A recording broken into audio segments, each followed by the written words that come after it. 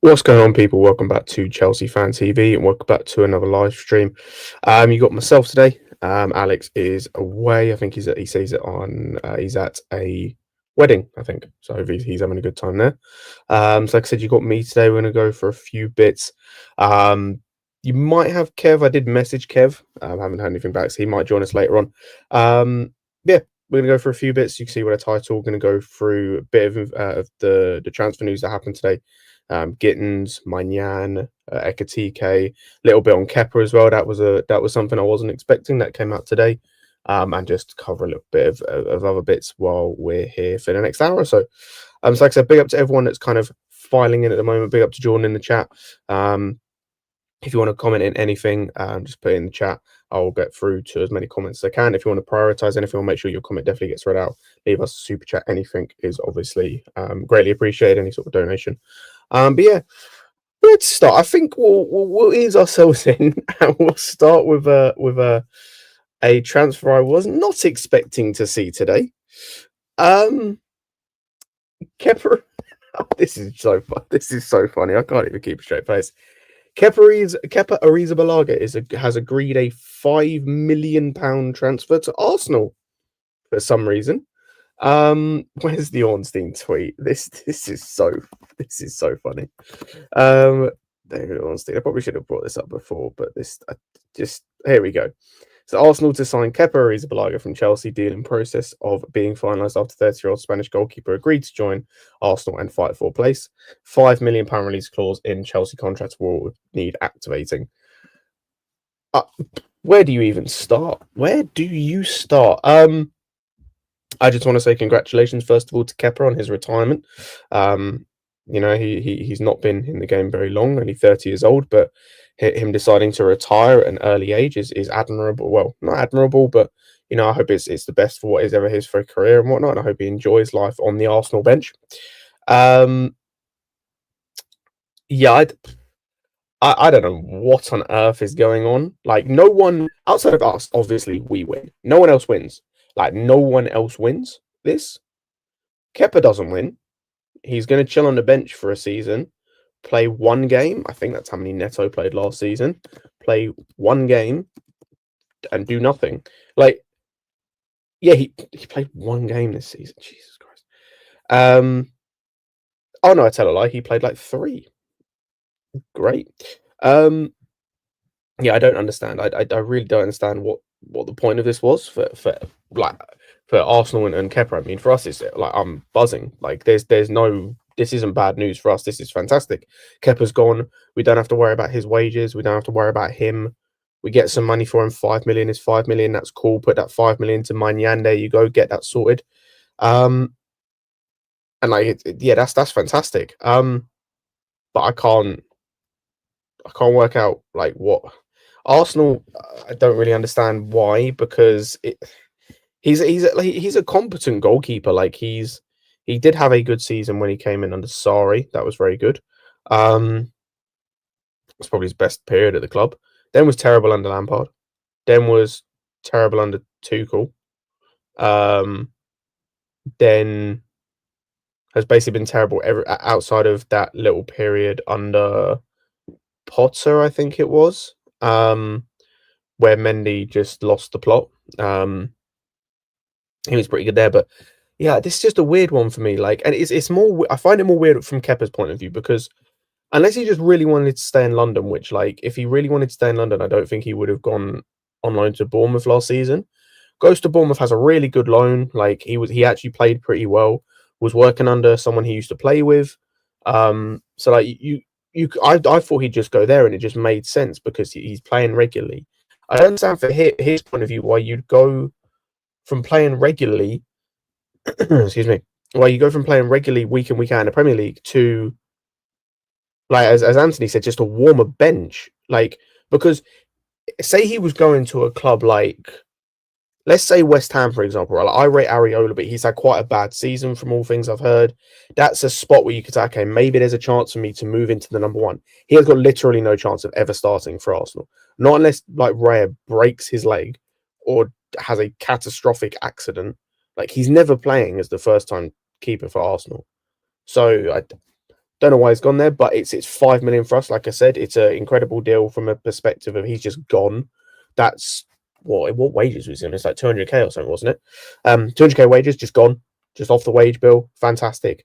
Like that's great news. Like I said, you just put that to like Maignan or something, and get that deal completed. But that's fantastic. Like that, I think that's a very good. It's like I think. Correct me if I'm wrong in the comments, but I think is that the first actual outgoing that we've had this window that isn't like us just sending Sancho back. I think that's the first actual proper outgoing we've had, which is good. It's one needed to happen. Obviously, there's more. I know Jet Mirror said like obviously Sanchez needs to go, Chilwell, KDH, Felix, and Kunku. I agree. All of those plus more. Apparently, just a little bit on the Felix thing. Apparently, there was a report from I don't know who it was from. Apparently, Benfica have bid 25 million euros for Felix, but we've turned that down. If they come in, if that's true, why did we turn that down? Secondly, if they come in again with like 30, just accept that. Just send him there. Like that'll be 30 million again. We can recoup that. Fantastic news. You can go out and use some of that money potentially to go and add to the Ekatike deal if you are indeed going to spend the money they're asking for, which we will touch on later on. Or you put that towards the centre back that we need to sign after the Club World Cup starts, because I think that's going to be I think we will sign a centre back, but I think that's going to be done either during or after the Club World Cup. So you put that money towards there. But yeah, like I said, I think just going back to Kepa, I think it's a fantastic bit of business in terms of getting rid of him. We could have literally terminated the contract, and I would have been fine with him going. So yeah, I think that's very good. I don't really. I was gonna say I wish him well. I don't care. Like I genuinely don't give a shit if he does well, if he does badly. I actually don't wish him well because it's Arsenal. So if he does well, Arsenal do well. Like he can sod off. But yeah, like more power to him and enjoy your early retirement. Outside of actually, if we're gonna have we had any more outgoings? I was gonna touch on any more outgoings. Obviously, they've got the Sancho news. I'll touch on that very quickly because I just haven't been able to give my thoughts really, at least on this channel. I think I've spoken a little bit about it on Lewis's channel, but I don't really care that he's gone. It was a move that I liked because I really wanted Sancho at this football club a couple of years ago. The season he moved to United, I really wanted him to come to us during that window, and he didn't. Him going to United, I was really annoyed. I thought it was going to be a really good move. Didn't work out for him for whatever reason, but it was a move I wanted. So when he joined this season, I thought that was going to be really good. And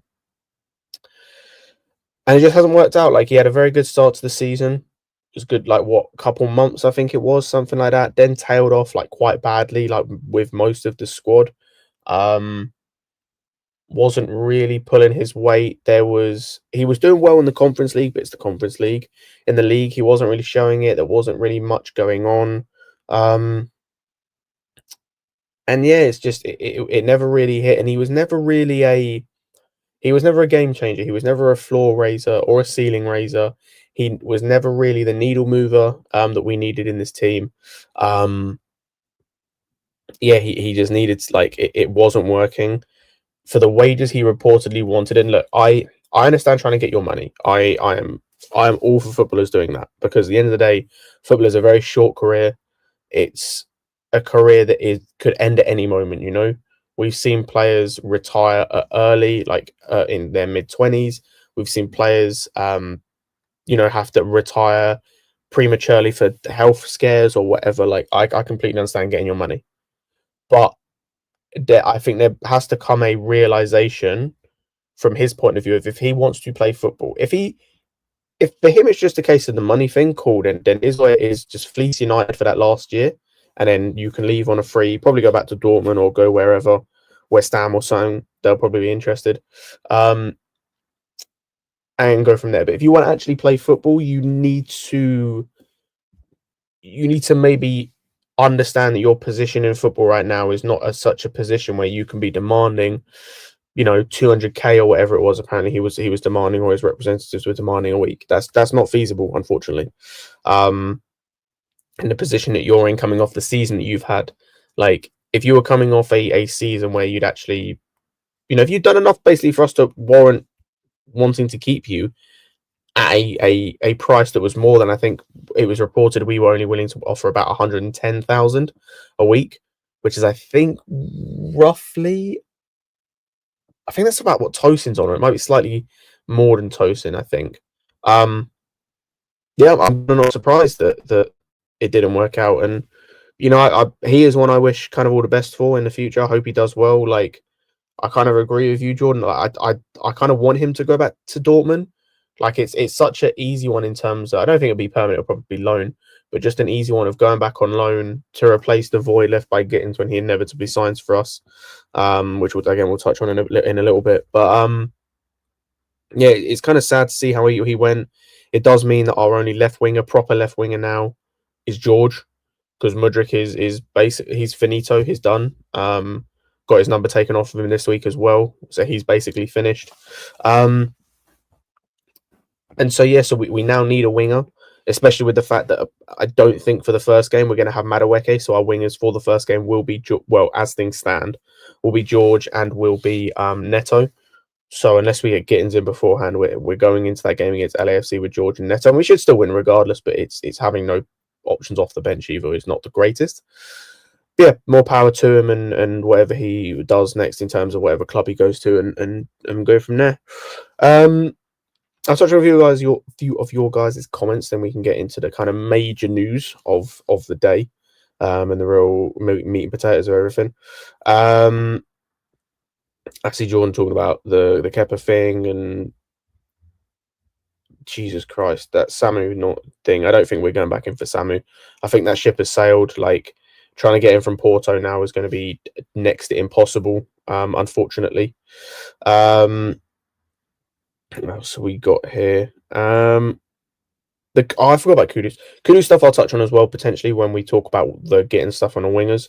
Because I have mixed thoughts on the Kudus thing as a whole. Not on necessarily him as a player. Kind of how similar to how I feel about the Ekatike thing and things like that.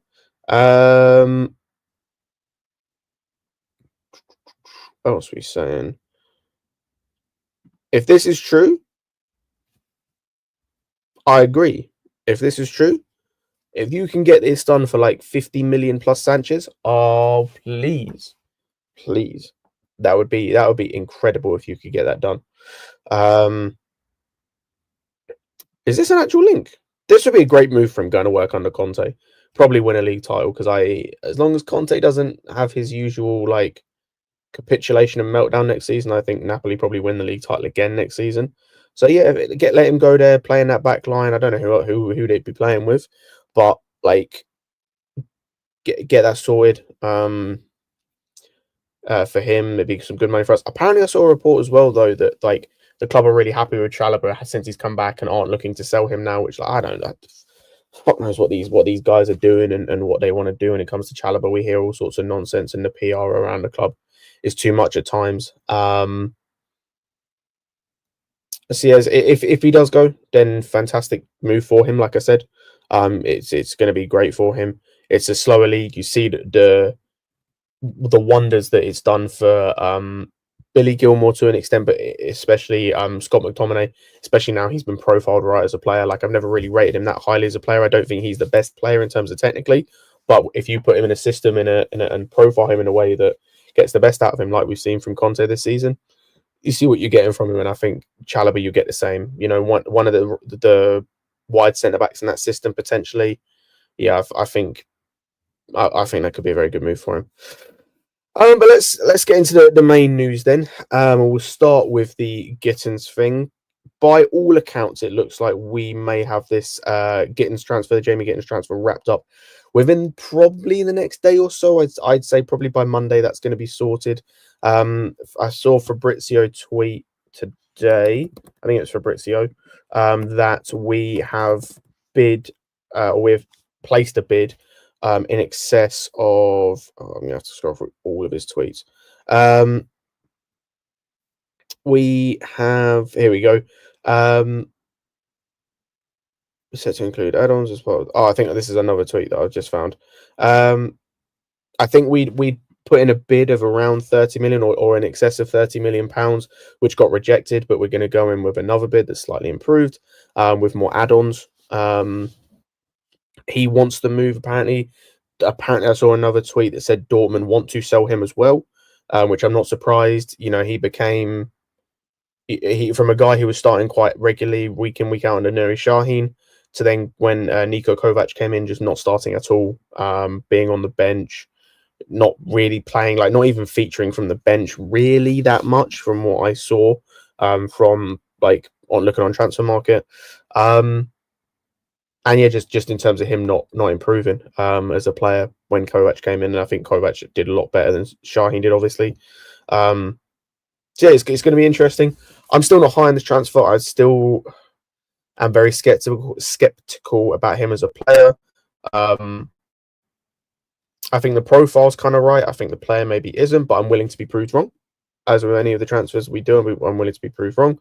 But yeah, I'm just going to wait and see. I think the price isn't too bad. I'm glad it's not the 50 million that was reported, I think, a couple of days ago as well. That's too much. 35 million isn't awful. Like, it's only a little bit more than we paid for Madueke. And they're kind of similar players in terms of, like when we bought them, their trajectory. Maybe Madueke was on a slightly higher trajectory, but that's because he was playing week in, week out. But then Gittens potentially probably has a higher ceiling than Madueke does, so you understand the discrepancy in price. But yeah, it's going to be interesting. And I said, looks like it's going to be done by Monday or Tuesday before the deadline, before the 10th. So he'll get registered for the Club World Cup. He's, I'd say, of the 3 or 4 that we're currently looking at to get signed, I'd say he's the only one I think will absolutely get done, like 100% before the Club World Cup. The others, I'm kind of 50-50 or varying levels of confident on that getting done. But yeah, let me know what you guys think in the comments about Gittens, whether you want him, how you think he's going to fit. I can see why the club want him for multiple reasons. Number one is obviously that City Academy thing. You got to love Joe Shields and Enzo Maresca in this City Academy thing, and I must admit, I'm getting a bit sick of this. Like, I understand City's Academy is fantastic in terms of, I do think it is one of the best in England, but there's such a thing as too much, indulging yourself too much, which I think we're doing. But it's like, at the same time, like, he has worked with Maresca, I think.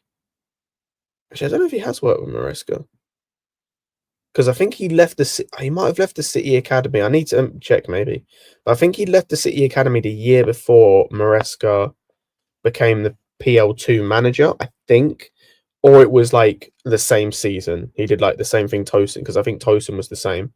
But I need to go and have a look at that. But yeah, so I kind of understand that bit. Here's the profile. As I said, he's a very direct winger. Good on both feet. Could beat a guy 1v1. It's just his shot selection is terrible. Decision making is really bad at times. Does have a tendency, from what I've read and heard. I haven't watched really anything of him, like full matches, but from what I've read and heard, has a tendency to like drop his head a little bit when things aren't going his way, in terms of get frustrated quite easily, which he's a young player. I'm not surprised. We've seen it with Jackson, Colwell. Who else have we seen it with this season? Madueke. We've seen it with a bunch of players. So it's like, I completely understand him doing that. It's just that's a concern for me when you buy young players. So yeah, I just wonder how it's going to work out. And like I said, I hope I'm wrong. I don't have high hopes. But I just hope I'm proven wrong about him. Because it's not inspiring. For me, considering what you look at what we could have got, Mbuemo was there. I would have taken Mbuemo, put Neto on the left, put Mbuemo on the right.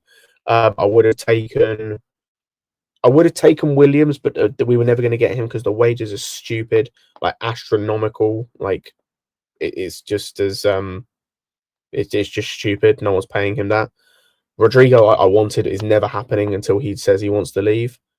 I know people might not want him, or might say he's overrated with this, that, and the other. I'd have taken Semenyo over Gittens, but the club are never going to get him. Who else were we linked with? I'd obviously take Kudus over him.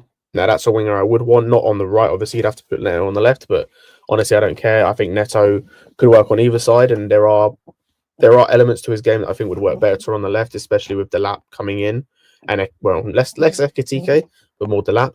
I think would work quite well. And having Kudus on the right. Yeah, like I said, we might end up getting both of them for all we know. But yeah, we'll have to wait and see with this one.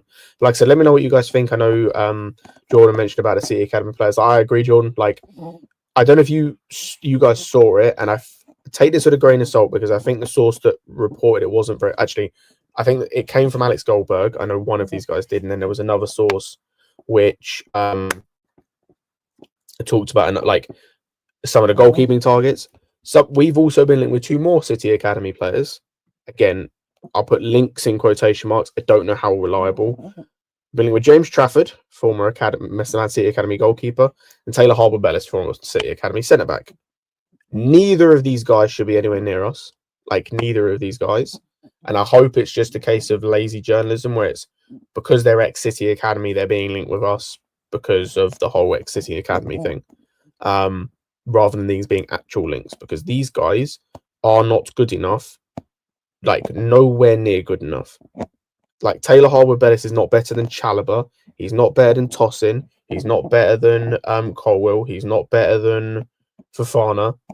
Like, I'm not having him over any of our centre backs outside of maybe Disasi, and Disasi is literally not here at the moment. Actually, he's just bottom of the barrel. He is the bottom of the totem pole, so I wouldn't take him. But as I said, I hope it's just like a smoke screen and one of that, and just a lazy kind of link from journalists. Excuse me. Speaking of wingers, I mentioned his name, Kudus. There's been plenty of stuff coming out about him. Kind of, I say out of nowhere, but we have been linked with him previously. Like, we were linked with him before we got Palmer. Actually, the season we got Palmer, and before we got before he went to excuse me, before he went to West Ham. I completely forgot he played for there.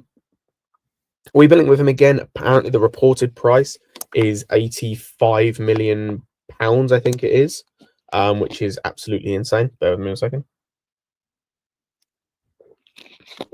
Yeah, £85 million they want, reportedly, from for Mohamed Kudus, which I really like Kudus. I will say, I think he's had a bad season, and I think a lot of West Ham fans, like Mike's, I'm in a group chat with, West Ham fan who does some content on YouTube. If you haven't checked him out, check him out.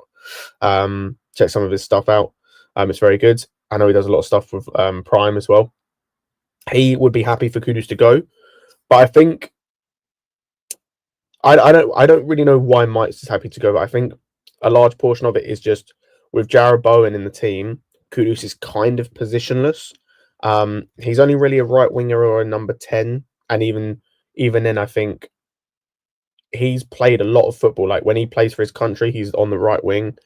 When he came into West Ham, he was always on the right wing. I think he played a couple games at number 10, but obviously they got Paqueta for the moment. He was terrible this season. Played most of his football on the left wing, or the left 10 when Potter came in.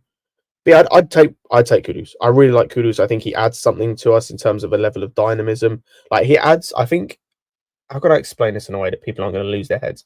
I think he adds a little bit what Madueke does in terms of that unpredictability, in terms of like dribbling and getting at players, but with a much higher skill set and a much higher level of doing it, if that makes sense.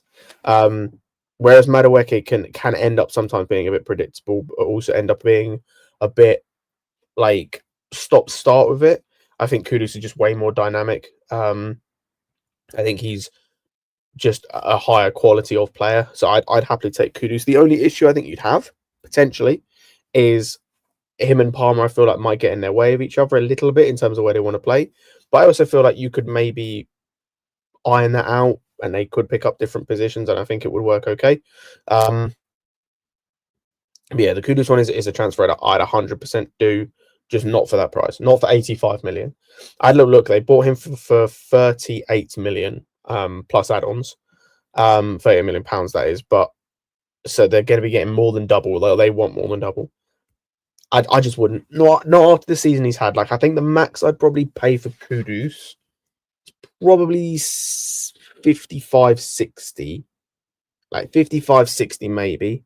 Because I still think there's a player in there. Like, you saw the impact he had for West Ham last season, when they were a fairly stable team. Like, they actually had a coherent system. The players looked like they were playing well together. Everyone kind of was getting it, so to speak. He had a good season last season. Like, as much as he had a poor season this season, I don't even deny that he had a very poor season this season. I'd still take him 100%. I'd take him over Gittens. I'd take him over Williams. I'd take anyone over Garnacho. But it's one of those I think we have to wait on. He's definitely one I think if we are interested, if we do go for him, it's going to take a long time. I think this will be, potentially much later on in the window sort of thing. And one that's going to potentially be a slow burner. But like I said, it's definitely one to take because I think he's a very good player. And yeah, like I said, I think he's an upgrade on what we have. I think if you put him on the right, you have Estevao as the backup with him. Madueke, it looks like he's being linked. I didn't touch on that earlier, but he's been linked with a move away potentially to Newcastle. They're interested. They're looking again for another season for a right winger, as they have been for the last couple of years. Obviously, ever since Almiron went from scoring goals week in, week out to falling off a cliff. So we're looking at maybe getting rid of Madueke. If we get Madueke out for maybe like 45 million-ish, I think is a fair price for him. You can you can bring him in. Excuse me. You can bring him in. That's an improvement there. Move Neto onto the left. You have Neto and Gittens as the two left winger options. It kind of makes sense. It does work. And I think it's more cost effective from. It's more cost effective than like the what's it called, the Williams transfer, which I don't think is ever happening. I know there was a tweet or a report about that today or yesterday about Chelsea and Arsenal being interested in him and being like him being priority or whatever. That's never happening. We're not making him. Excuse me. We're not making him our second highest earner in this team. We're just not. That's not happening. He's not being paid that. So I don't think that happens because he wants at least 200k wage. I think he wants at least to match what he's on at the moment, if not increase his wages. And he's on 200k a week at the moment at Bilbao. Yeah, like I said, guys, let me know what you think about the Gittens situation, the Kudus situation. I know some of you guys have said you wouldn't take him due to the poor season. Some, like Jordan, said he wouldn't for 85, but would for 60. And let me know what you guys think about that.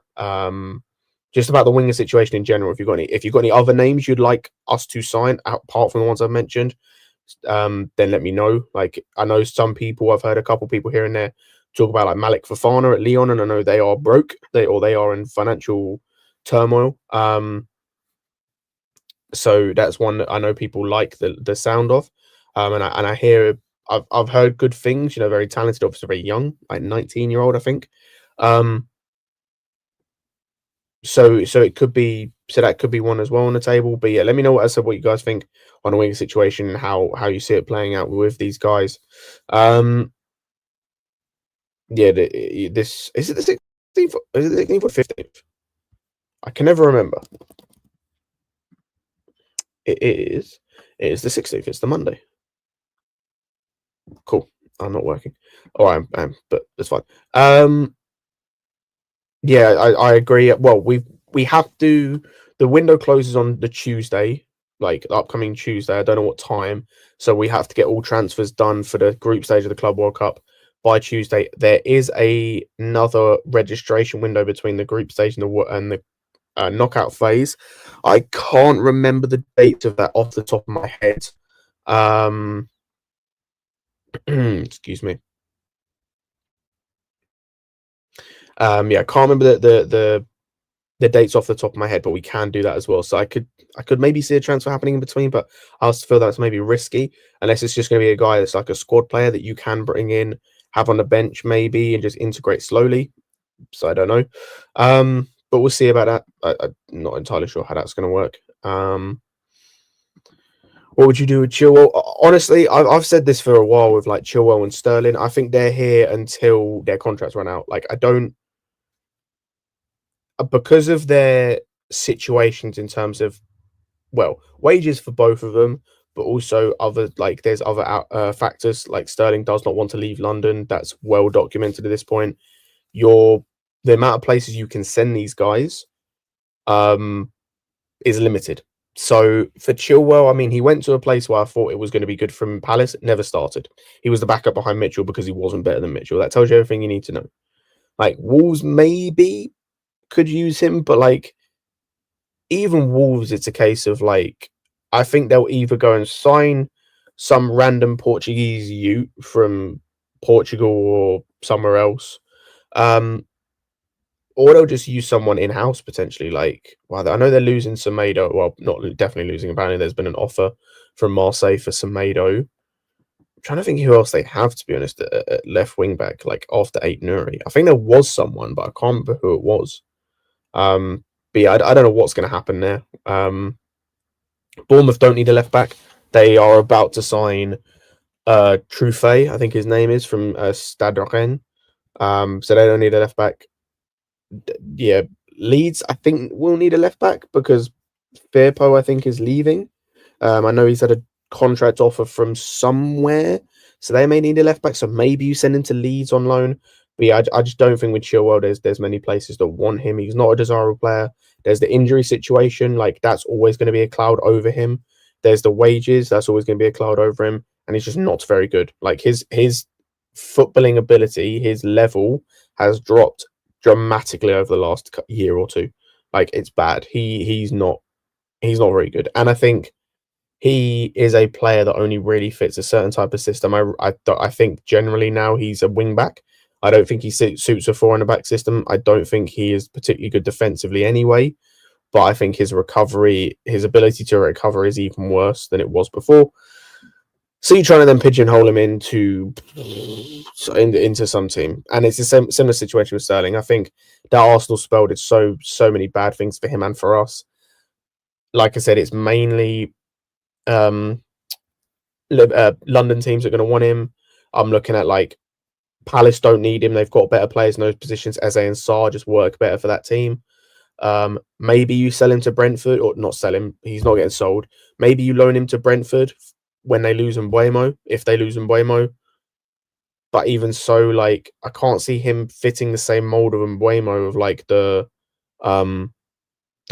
winger come forward sort of thing. That's not. I know he did that he did that for England in the World Cup like a few years ago, I think, when we played 2 up top. It was him and Kane, but I just think he's in that part of his career. I just don't think that works. So that's those two are potentially off the table. Who else have we got in the Premier League? West Ham maybe, but again, like they'd have to lose Kudus, and I think they'd probably rather take Sancho. I know that's been a link. I think there was a talk on TalkSport about it, but outside that, I don't know if that's an actual link. So yeah, like it's just like I said with Sterling. I think it's just a weird one. I think both of these guys, their contracts run out not next summer, the summer after. So we've still got them for 2 more years. I think they're both going to be here till their contracts run out. And if that's the case, that's fine.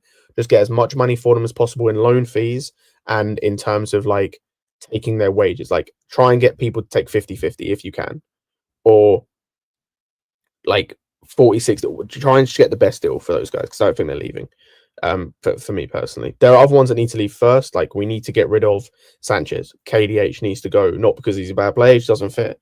And that's some nice money you could get from him there. Disasi needs to go. Badiashile needs to go. What else have we got that needs to go?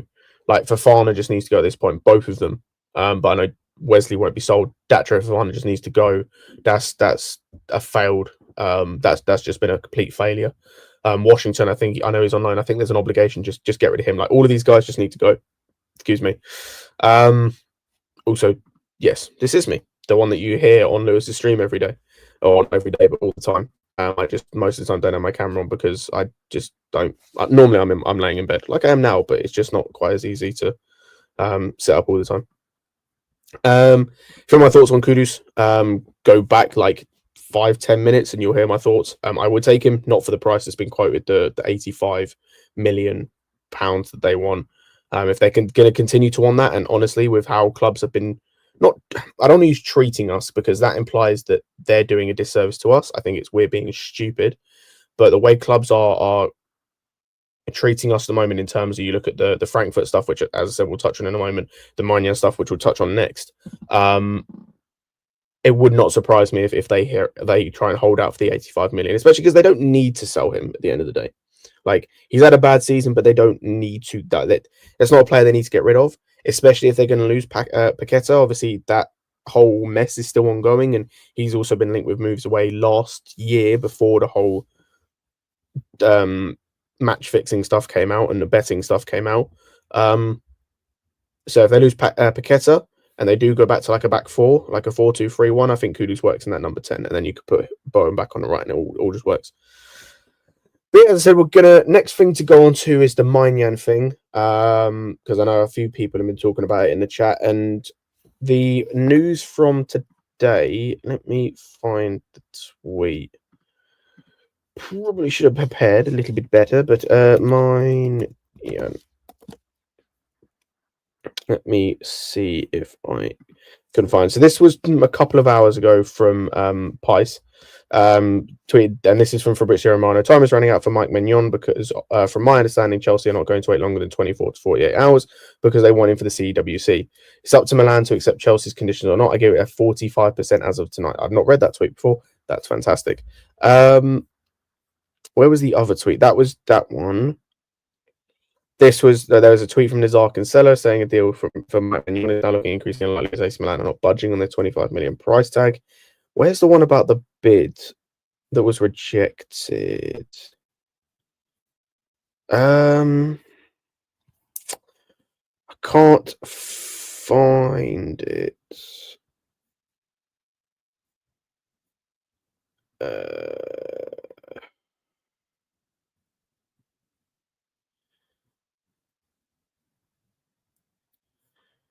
I can't seem to find it.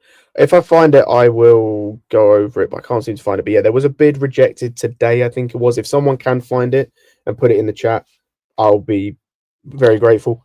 There was a bid rejected. I don't know how much it is. That's what I was trying to find. But they're still trying to hold up this 25 million. And I completely understand. Like, this is a player you don't really want to lose. Like, I understand he's got 1 year left on his deal, but they've already sold a few players. Like, they've already sold Reinders. That, well, they are selling Reinders. That deal is going ahead to Man City of 46 point something or 45 point something million pounds. It looked like Hernandez was going to go to Saudi, but he turned that down. That was 30 million euros, I believe. I think a lot of loan players are leaving that club. Leao wants to leave. I think there's a 70 million fee, or like there's a 70 million valuation been put on him.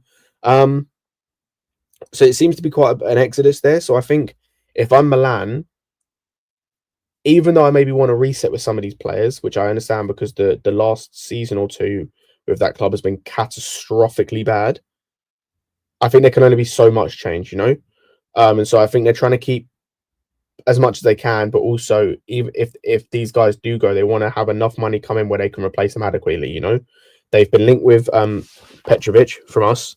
They've been linked with Vanja Milinkovic-Savic, the same goalkeeper United were linked with. In a second. And so they want enough money coming in so they can get these guys when they leave, or to replace them, I should say, sorry. And so I completely understand them holding out for 25 mil. And I'll be honest, I understand he's got a year left, but 25 million for a guy who, yes, he was, well, apparently, some say he was bad the other day. I've also seen a couple of the goals back, not all of them. Like the Yamal goal at the end, I don't really blame him for. Yes, he got fingertips. The Marino goal he should do better for. Outside of that, apparently the other goals weren't his fault. But I didn't watch the match. He hasn't been great the last couple of seasons. He's been okay, but this is a guy who, similar to Leao in a way, but just with less baggage, I suppose. He was performing like 2-3 years ago. He was performing at a level that was minimum top 3 in the world in his position. Minimum top 3 in the world. So if I can take him out of a situation that is horrible, like that situation at Milan, I cannot reiterate this enough, people. That Milan situation, since the new ownership came in, I think like a year or two ago, is fucked. It is fucked. And so if I'm looking at it going, that's a terrible situation. If you bring him into a situation which, whatever your opinion on the owners and the manager may be, the situation and the whole environment around Chelsea is pretty good at the moment. Like, it's good. The cohesion in the team is very good. The cohesion around the team and the manager very good. Same with the ownership. Like, everyone seems to be cohesive outside of like the fan base, some of them, for whatever reason. Everything seems to be pretty good, especially with the end of the season we just had. So he's coming into a much better environment. If you can get him back to that level, even if you can get him back to close to that level, you're talking about one of the best keepers in this league. Like, he comes into this league and immediately becomes arguably top 5 in his position, and I'm maybe being generous. Or if he doesn't, he's very close to it. And if you nurture him a bit in terms of make sure that the environment around him is good to the point where he can regain some confidence, he's, playing as he was 2-3 years ago, you're getting, again, top 5, top 3 in the league in his position, which we haven't had since Mendy. And that was only for a year or a year and a half until he went to AFCON and then came back and left his brain in Africa. So I think that for me, it's just a no-brainer. I really like Petrovic. Like, if people have seen me on other things, they know I've been banging the Petrovic drum. I've been shouting his name from the rooftop for the longest. Like, I was watching him when he was at New England Revolution. Then when he came to Chelsea, I was gassed. When he played, he wasn't great. I thought he was good. Like, I think a lot of the criticism that he got when he was playing in that season under Poch was not warranted, because I don't think it was all his fault. Went out to Strasbourg, had an amazing loan at Strasbourg.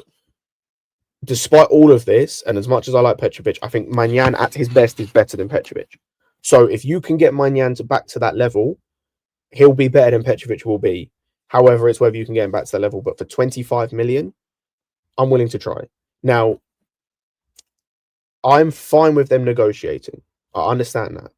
They're businessmen, or it's the sporting director, really. The sporting director's there. I was going to say they understand their jobs, but they don't. They can do their jobs in their best to the best of their abilities, as terrible as that may be. So I understand them trying to negotiate. Like, if you can get this down, like, say for example, they want 25, you manage to get it to 20, that's still good. Like, you managed to get 5 million off it, cool. Say you manage to get down to like 18, that's 7 million off it, that's cool. And you still get like the keeper in, fantastic. But if at the end of the day, like come Monday or Tuesday, right? Because that's what the tweet said earlier, it's going to be within the next couple, like 24, 48 hours. Like, I think by Monday night, by Monday night, we're going to know what's like, it's going to be, well, actually Monday night is 24 hours, you idiot, or 48 hours, you idiot. But yeah, I think probably not even by then, I think by like Monday morning, we're going to have a good idea of what's going to happen with that Maignan thing, if it's going to be completed or not. If worst comes to worst, like if we get to a point where, okay, they're not accepting anything less, like it's 25 million or nothing, just pay the 25 million. Just pay the 25 million. You tried to negotiate, you failed. You failed at your job again. You showed more incompetence again. That's fine. Just pay the 25 million. Because what I don't want to happen, and it's not because I wouldn't be happy with Petrovic coming, because I know that that's like an argument that's happened in streams and on Twitter and whatever. I'd still be happy with Petrovic next season as our number one. That's fine. If we don't get Maignan. But for me, it's the optics of it in terms of this is another player, another big player in terms of maybe not money. So this is different in terms of, like, you look at the Caicedo and Enzo things, they nearly fucked up both of the transfers these spoiler rates are talking about. If it wasn't for the owners in both instances, well, no, if it wasn't for the owners in the Enzo instance, and it wasn't for just overpaying, which is what we did in the Caicedo situation, because we shit our pants because Liverpool came in, we'd have bottled those two transfers, because these sporting directors have an inability to negotiate properly and just wanted to lowball constantly. This is different in terms of it's still a big player in terms of name. So you look at like, and obviously Enzo and Caicedo weren't quite as big name wise as Maignan, but they were big in their own right in different fields. This is a lot smaller budget or a lot smaller price, but if you manage to bottle or fail to like negotiate and just want to lowball them again for another big name player, the third or fourth one, because I'm pretty sure they did this with Mudryk actually as well. Like, that's for me, that's inexcusable. And not only that, they might end up doing it a fifth time in the same window. As I said, we'll talk about the Ekatike thing, and you can see from the title Frankfurt want how much, because I think this is an instance actually where I'm quite glad they're not just paying it, but it still shows an inability to negotiate properly, and still shows a level of ineptness, or ineptitude, I should say. Yeah, like I said, I'm happy you negotiate. Negotiate today. Negotiate tomorrow. See if you can get 15 to 18 million or whatever. If it comes down to it on Monday or Tuesday, just pay the money, because it's worth it for Maignan, in my opinion. Then for me, what I do afterwards, I'd like to keep Petrovic as the backup. I think Petrovic is still young enough. Like, he's 25, 26. Like, he's got 4 years, I think, or 3 or 4 years on Maignan. I think 4 years on Maignan. So there's still like a gap where you can potentially still see how Petrovic works in this team. You maybe have a couple years of seeing if he can adapt. So like, you give him the cup games, you give him, some games here and there potentially. If not, if you want to sell him, that is what it is. I'll be upset, but if we have Maignan, I'll be less upset. But yeah, that's just one they have to do. Now, one they don't have to do, and similar to what I said earlier, guys, any comments you want to make about the keeper one, I could see anything, let them in, let me know in the chat. I'll go through those in a moment. What they shouldn't do, what they should do in that instance, is then what they shouldn't do in this instance is give in to the Ekatike demands. Now, again, tweet today from Build. I can't find it. I'm paraphrasing here, but they apparently, Frankfurt are not budging on the 100 million euros, which equates to 84 million pounds, I think it is. They're not budging on that. I think the most we want to pay is 60 million pounds. That's as much as we want to pay. They're not budging on 84. Now, this is a club who historically, when it comes to big name attackers, and I say historically that they've only really had a few, but I have to go off the history that I see, get the money they want, or get very close to the money they want for these attackers. You look at Marmoush this season, or last season, sorry. I think they wanted 70, got 60. You look at Kolomoane. Can't remember how much they sold him for. Sold him for big money. Luka Jovic, I don't remember how much he went for. I know Haller left as well, didn't leave for that big money. Let me have a look. Oh, yeah, there we go. 60 million euros. There we go. Another one to Real Madrid. These guys get their money for these attackers to go ham, and they're not in a position, by the way. This isn't an AC Milan Maignan thing where, he's got a year left on his contract. He's got a year left on his contract. Like, he has to, like, he's pushing for a move because he just wants to leave the club, or he'll leave on a free next season. As far as it's been reported, and I have to go based on what I know, based on what's been reported, he's not pushing for the move. Like, he wants to join Chelsea, but he's not actively pushing his way out like Gittens is, like Maignan is. Number two, they're not in any position where they need to sell him. They're not short of money. They just made 60 million for, I think it was 50 or 60 million for Marmoush last season. So they don't need any money for that. They've also signed a guy, Jonathan Burkhardt from Mainz, to play next to him if they're going to go 2 strikers again. I know there's been reports as well where they're really interested in Delaney Bakwa from Strasbourg, and we're trying to use that as like, we'll sell you Bakwa for a cheaper price than we would do normally if you were sell us Ekatike for a cheaper price than we would do normally. But I don't think those two players are equal in a sense of, like, I don't think Bakwa is as important to them. I don't know if this is going to make sense, so bear with me, guys. I don't think Bakwa is as important to get for them as Ekatike is to keep, if that makes sense. Like, I think keeping Ekatike for them is way more important than getting Bakwa. So I think they could just move on to another target. Like if in their mind, if they keep Ekitike, add in Burkhardt, and add another winger in, whoever that may be, I think they'll be in a good position in their minds for next season. So we're in a position where they want 84. I do not want us paying 84 million for him.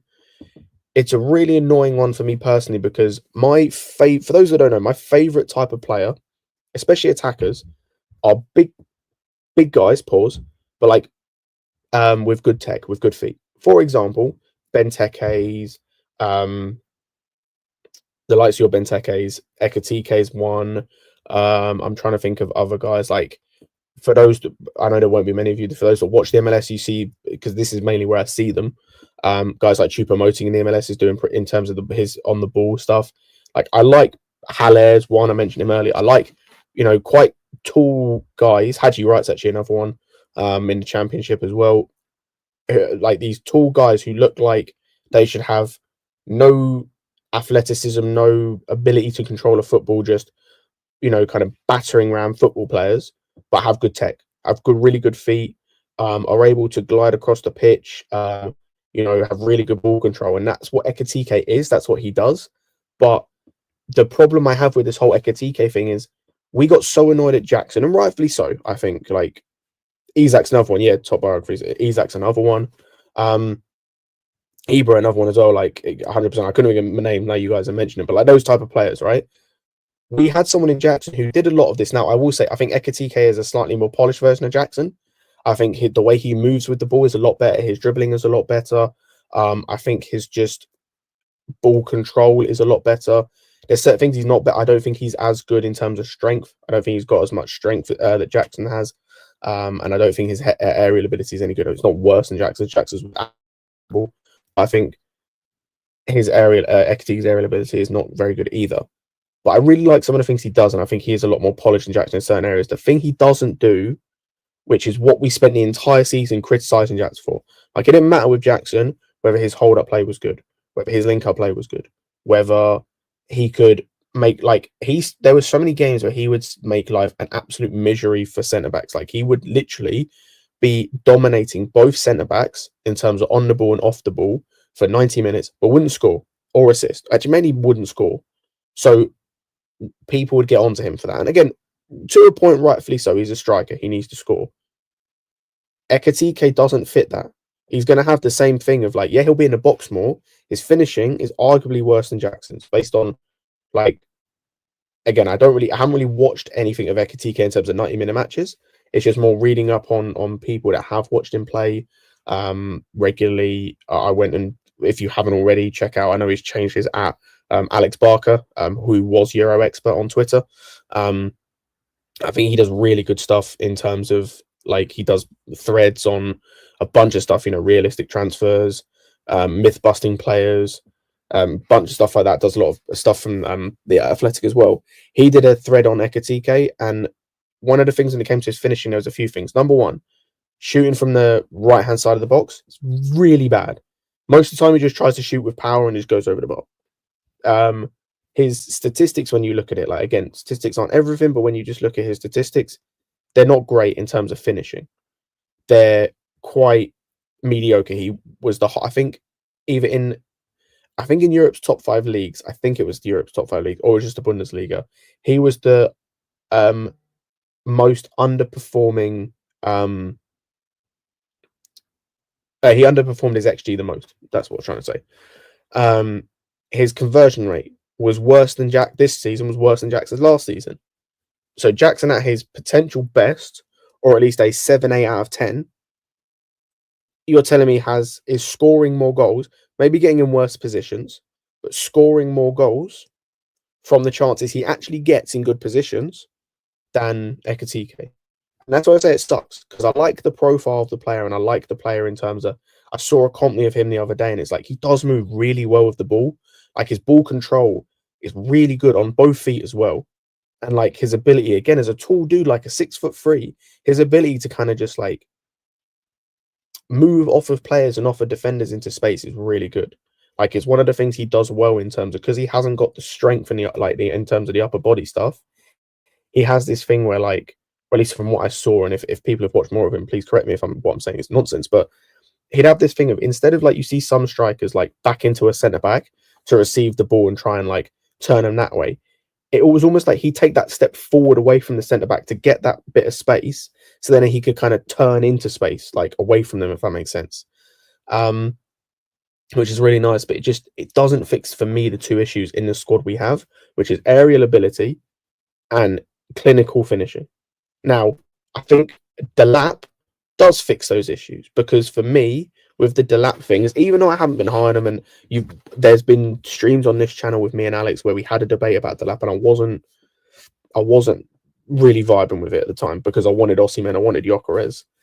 They're not happening, so I have to kind of like adjust my expectations slightly and see what is coming in. Now with Delap, I look at the fact of he is that kind of striker where he's going to try and like back into centre backs. He's going to try and use his strength to hold the ball up. He is going to be a nuisance to them. It's kind of similar to Jackson, which translates well, I think, in this league. He's already shown it in this league to an extent. He knows where to find himself in the box, and I think both him and Ekitike are fine with that, so I don't really worry either way. But he has that aerial threat, I think.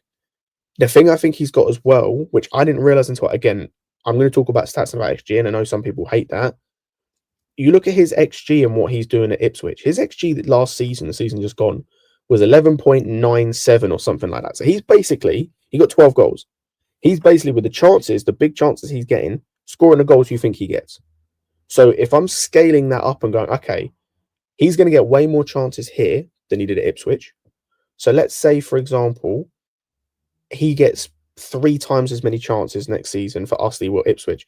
I'm expecting him, if he's hitting his XG, what you'd expect in terms of scoring the chances he should score, and gets more chances next season, it's like he can easily get maybe like 18 goals. Like for me next season, whoever our striker is, I'm expecting and I'm demanding 18 goals in the league minimum. Like he's like minimum 18. Get more than that, that's calm, but minimum 18. I think Delap can get that. I think I'm more confident of Delap getting that than Ekitike getting that. Now, if they both get 50, there is this thought among some of the Chelsea fan base of they can both get 15. I don't think that's going to happen, because I personally, the way I view it with strikers, and this is just how I am, I honestly put some people are different. Most of the time for teams, if they have 2 strikers, one of those strikers plays most of the minutes. Like, for example, if Ekitike is our starter next season, he's going to play most of the minutes. The only reason he won't, the only reason he gets rotated is twofold. Number one, he is that unfit he can't play, which I think if there is ever that point in the season, that the reason being is because he's played too many games up until that point, which kind of negates the second point, which is he's just not been very good. Like, if he isn't good next season, Ekitike, for example, and he's the starter, he'll get rotated out for Delap. And then if Delap's not very good, he'll get rotated out for Ekitike. So for me, I'm expecting one to play at least 2,000 or something minutes, and then the other one to play maybe 800 to 1,000, potentially. If one of those guys can get 15 goals in the league off of like 1,000 minutes off a super sub, fantastic. I don't think it will happen. But then I don't really care if the other one gets me 20 goals in the league, the other one get me 10, 8, something like that. I don't care. Doesn't matter. But that's my point, is whoever the striker is going to be, and I would prefer Delap. I can understand. I think Ekitike probably will be the starter, whatever it may be. They have to get 18 to 20 goals next season minimum. And I think Delap can do that again if you scale up like what he was doing at Ipswich compared to what he'll get at Chelsea. And that's kind of where I stand on the striker situation. Like, there are others I'd prefer to get. I would prefer to get Gyökeres and have Delap as the backup. I just would. I know some people aren't as sold on Gyökeres, but for me, the kind of output he is doing is like, that's unheard of in that league. I went and looked back previously. The last person to get anywhere close to the goals in that league that Gyökeres is getting over the last couple of years was Bas Dost, like 6 years ago. And he didn't get, like, he got, like, I think 6 goals off what Gyökeres has got this season in the league. And that was 6 years ago. I think the highest amount of goals they've ever seen in that league is 40-something. That was years ago. I can't remember the guy who did it. Like, I did look it up the other day, but what he's doing, I think he's got 97 goals in 102 appearances or something like that over the last 2 years in all comps. Like, it's astronomical numbers that even if he doesn't hit the same heights, I don't think he'll hit the same numbers in the Premier League because it is obviously a different league. It's a harder league to play in. Even if he gets like half, that's still 43, 44 goals in all comps. Even if he gets a third, it's like 20 something. Like, that's good. We don't have that currently. So I would take Gyökeres. I think the reason why clubs aren't going for him is a mixture of things. I think for us, it's mainly resale value. If Gyökeres flops, then like there's no chance of reselling him for a good price, especially if he is end up on the 200k wages, which I think was rumored or reported. I can't remember. With Ekitike, if he's bad, you can still sell Ekitike for 40 million. I think that's what PSG did. PSG literally, he came in, did nothing, played all of like 4 games or something or whatever it was, and then went on loan to Frankfurt, killed it, and then they sold him for 16.5 million, and that was a PSG team who like didn't really care. Like, so we could easily loan him to a club, he bangs, and we sell him for 30 million, and we've made, you know, potentially half of what we bought him for back, you know. So I don't think that's going to be an issue. But yeah, I'm glad we're making moves. Like I said, going back to a point I made right at the start or earlier on, I think the Gittens thing gets done. That's getting done. I think that's basically going to be done. I think by Monday. I would think. I think that, or at least we get the here we go. I think by Monday, and then probably get the full transfer done Monday evening or Tuesday before the window closes. I think Maignan is 50-50 at this point. I think that's really 50-50 whether that just gets done in general. And then I think Hugo's the same. I think Ekitike is really 50-50 whether that gets done before. I think the Ekitike one they can leave till after, just because I think he's either going to take Jackson's spot in the squad, which Jackson would then need to leave. But I think Delap's going to be the starter for the Club World Cup anyway, based on the fact they asked him not to go to the under-21s. And then I think the other thing with Ekitike, and I've seen this reported, apparently they see him as like they're going to keep Jackson and Delap. They see Ekitike as like a utility forward in that team, almost replacing Nkunku, which I think is stupid, by the way. I've seen people talk about he can play on the wing. He's played 4 games on the wing prior to this season. I don't think he's played any games in the 10. And going to top biography's point quickly, just because we're going to wrap up here soon. No, I don't think we're going to play a 2-striker formation. We've at no point last season, I know we didn't have 2 strikers, but at no point last season did we change the way we played in terms of system. The personnel might have changed, but the system was the same. Like, even when, for example, the Leicester game, I always go back to this. People say, Enzo Maresca changed some things. Yes, he changed some things, but the basic premise of the system didn't change. We still had the back 3 in the game. We still had a box midfield of 2 10s and 2 6s, and we still had 2 wingers and a forward of like a 5 in attack. It's just instead of what we usually do, which is that one of the fullbacks invert, one of the 8s push into the 10, and we have the 2 wingers as the 2 wingers. We had one of the winger come inside as the 10. We had the fullback in Kukurea pushes the wing, and now the winger, and then the 2 6s just stayed as the 2 6s. So I don't think at any point next season, well, I'm not going to say any point. I think starting games, I think from the starting games, I don't think there's at any point we're going to see 2 strikers play, for me personally, because I don't see how it would work with positionally everyone else.